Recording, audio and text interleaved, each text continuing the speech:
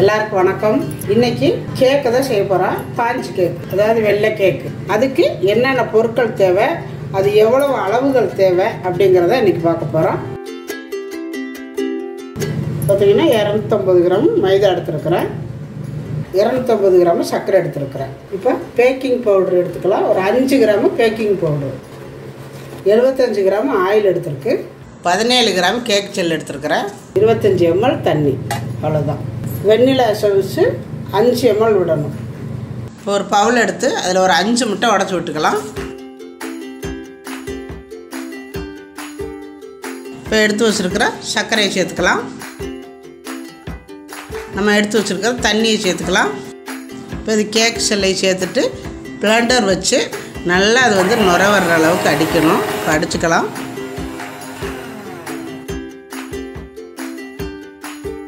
இப்போ மைதாவும் பேக்கிங் பவுடரும் இதில் சேர்த்துருக்குறோம். கொஞ்சம் போல் வெண்ணிலா எசன்ஸ்.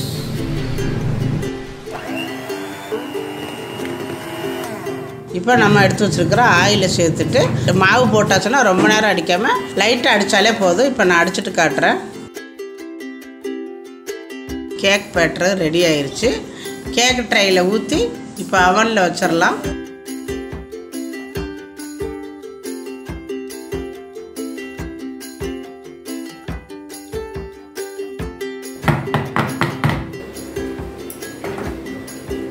நூற்றி 80 டிகிரியில் பேக்கரி மோடில் 30 நிமிஷம் வச்சுருக்கோம்.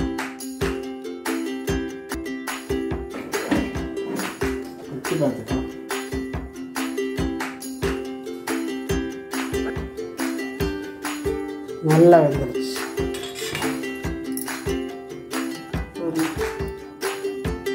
செம்மையாக இருக்குது. இப்போ ஆறட்டும்.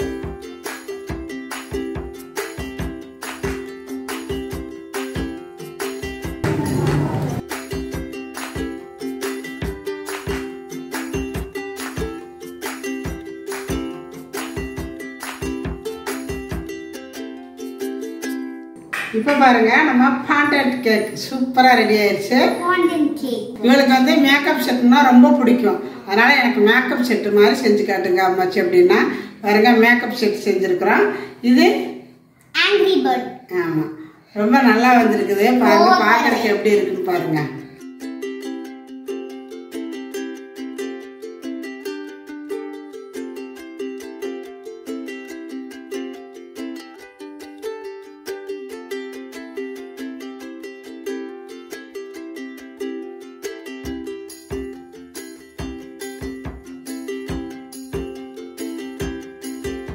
இது ஃபாண்டன்ட் கேக்கு இப்போதான் ஃபர்ஸ்ட் டைம் நான் செய்கிறேன்.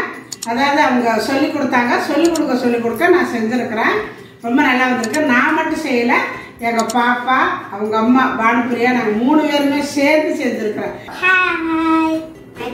பண்ண போகிறேன்.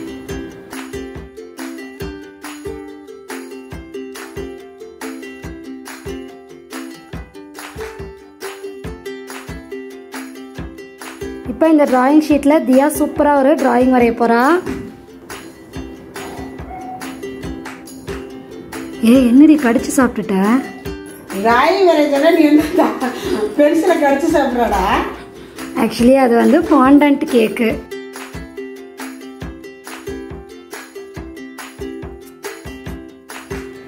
பானு ரோஸ்ட் பண்ணுறேன்.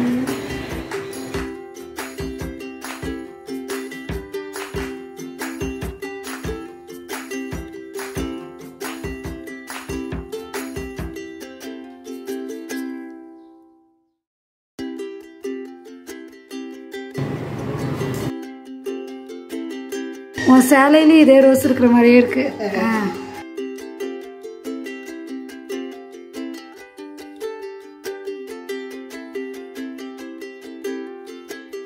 இலை வைக்கிறோம்.